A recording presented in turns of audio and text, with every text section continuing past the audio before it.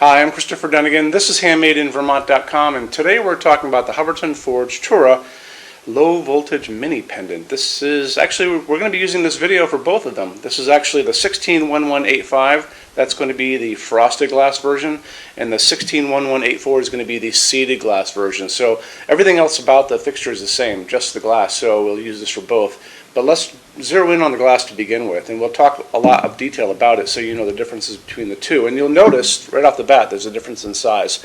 So this one is coming in about, we'll do outside diameter, 2.5 inches in diameter. Total height, we're going to call it like 3 1/4. How's that sound? So this is cast glass, and Hubbardton's glass is optical quality. So when I look at this from the side, I can see it's really beautiful. Like I said, cast, and then inside of this is sandblasted. So it's going to give the appearance of a frosted, almost like a white look to it, but it's really not. It's clear with that sandblasting. The nice thing about this is you won't be able to really see the bulb inside, unlike this guy here, which you can. So that's going to be it for the frosted one. And again, this is the 161185. Now let's talk about the other one, the 161184. Big difference in glass. So seeded glass, which is really pretty, has little tiny air bubbles in it. And when I look at this glass, I can see this is actually two pieces of glass. It's almost like a bottle at the end of the day. You have the bigger outer piece, you have an airspace in the middle of it, and then you actually have another piece of glass that has a big lip at the top, and that's setting down on top of it, and then they seal it. So that is that. But let's talk about the size of this guy. This is coming in a little over 4, like 4 1/4, and its widest point is going to be about 3 inches, so 3 inches square. And the other difference, square, well, square on the top, kind of round on the bottom, and then this guy is round as we see it here.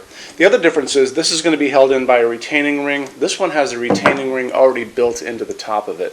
And like I said before, you're going to be able to see, let's just stick a bulb in here for a second. You're going to be able to see a bulb in this. See that? So something to keep in mind when you're looking at bulbs on this. And I will get deep into detail on bulbs because of this fixture.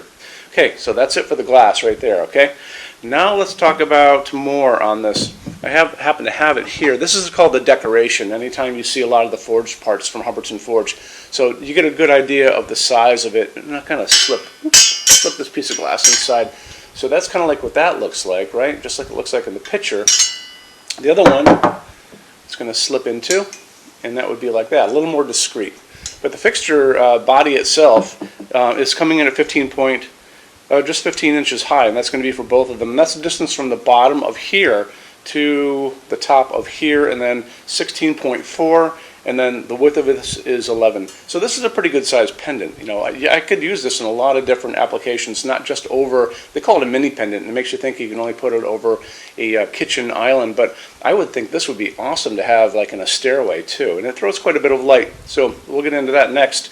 Why don't we get into the overall height on that, and that's going to be the distance from the bottom of the fixture to the ceiling itself. And we know this is a cable hung fixture, and it's going to be able to be adjustable because of that. So 18 at its shortest and 80 at its longest. How this is going to work is you have a canopy. This is your canopy. It's 5.5 inches in diameter.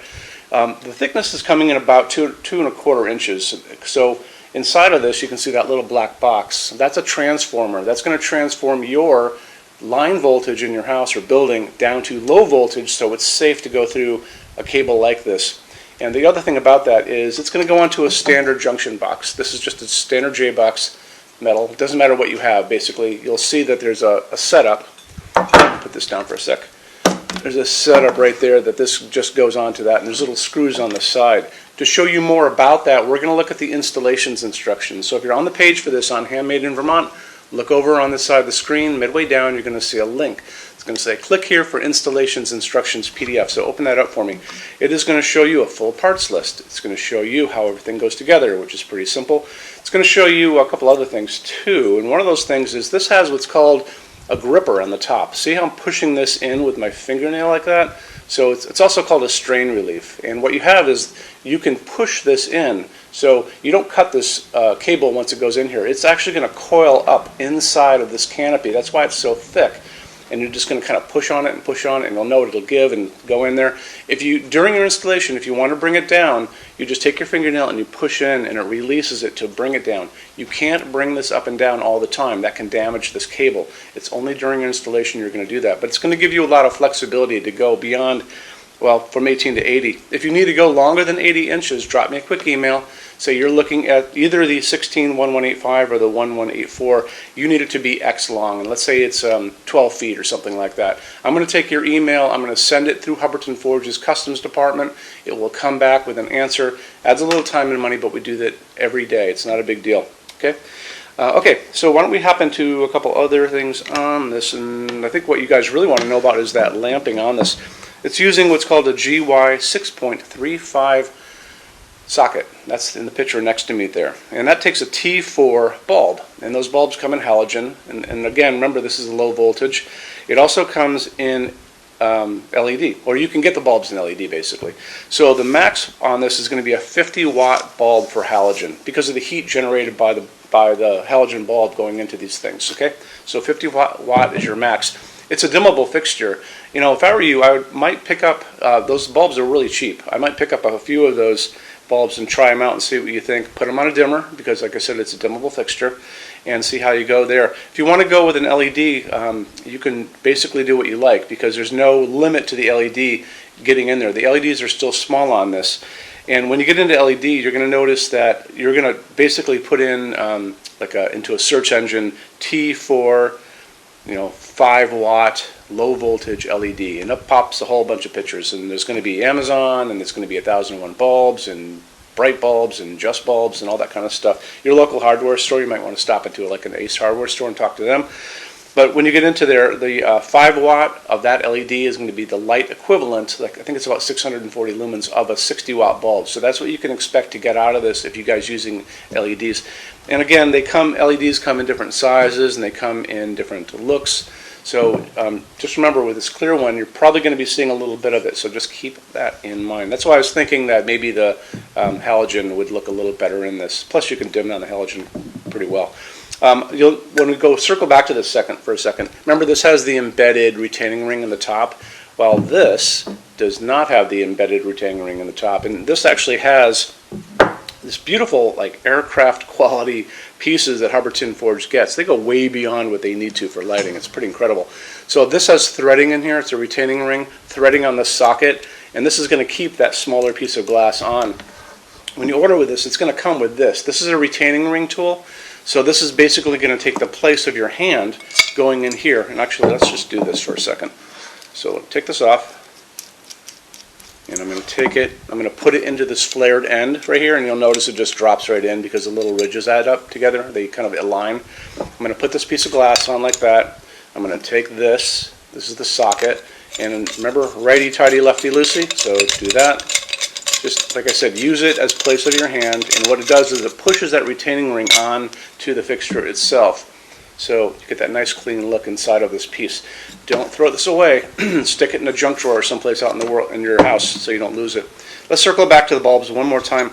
So I always talk about the light coming out of LED bulbs. You'll notice when you do that search, you're going to have some of them are going to be 2700 Kelvin. That is a super yellow light. Some of those LED bulbs are going to be what are called daylight. That's going to be 4000, 5000 Kelvin. That sounds like a warm light. It's not a warm light. That is a super blue white light, like a hospital waiting room light. So that's going to be 4000, 5000, 6000 Kelvin. Right in the middle of that is going to be called warm white, and that's what we generally use in our showroom because it looks just like a nice warm incandescent bulb. That is a 3000 Kelvin, 3000 K. So if you're going for there, what I would do is look for GY 6.35 and then a little space T4. And we'll say 5-watt, 3000 Kelvin LED, and that should get you where you want to go. Let's get into metal finishes now. If you're on our website, HandmadeInVermont.com, do me a favor, look over on the left-hand side of the screen. You're going to see a lot of red tabs over there. One is going to be the Finishes Help Guide. When you're done with this video, go over there and open that up for me, and you're going to see a video at the top of that page of me talking to you guys about the differences in Hubbardton Forge finishes and how they can look on different types of forging. I'm going to be referencing a color chart just below the video, so scroll down a little bit, you'll see that chart. You'll notice there are pictures that have the letter A on them, pictures that have the letter B on them, and I'm going to be talking about that range you can see in variants on there in that video. So it's really important to watch the video, use that chart.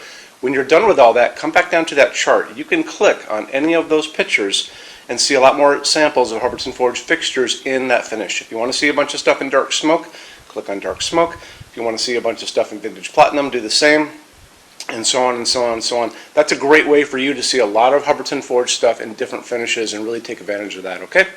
So our showroom in Vermont has over 350 Hubbardton Forge fixtures spread across 2 floors. We have a What's On display page on our website. It's going to be back in the red tabs over there. A lot of good things in that section. Check out. So when you open that up, you'll see it's all divided up into different sections like dining pendants and outdoor lighting. We're always adding to that. This is the biggest showroom in the world of Hubbardton Forge. They don't even have a showroom like this. Nobody does. And they use this as their showroom when you guys come to Vermont to visit us. So lots and lots to see here. You can see all the different glass, all the different finishes, all the different fabrics, all of those things. In addition to that, we have a clearance center. So the clearance center stuff are returns, discontinued things, and showroom samples. That's an amazing deal for you. If you guys want to take advantage of that, you have to come here to Vermont to see us. And when you do me a favor, measure all the kind of things about your project and what you guys are doing. So the most important thing is measure your ceiling heights to begin with. Measure distances between junction boxes and like windows and ceilings and those kind of things. So if you're looking at sconces on the wall, you can see if they're going to fit for you. If you're doing pendants over a kitchen island, measure the distances between those junction boxes. Widths of tables, kitchen tables, dining tables, lengths of tables, islands, all that good stuff. And also do a couple more things. If you guys have some tablets or iPads lying around, take pictures of all these things. Take pictures of the kitchen, take pictures of the projects you're doing. Bring that in so we can kind of go through those pictures together and we'll be able to see what you guys are up to, okay? And also the boxes and clearance stuff, for clearance stuff, are basically packed for shipping. Don't forget, these were supposedly shipped out. So the boxes tend to be on the bigger side, so bring a decent size SUV if you want to take stuff home. It's a really good opportunity for you. When you buy your Hubbardton Forge fixtures from HandmadeInVermont.com, shipping is free to every state except Alaska and Hawaii.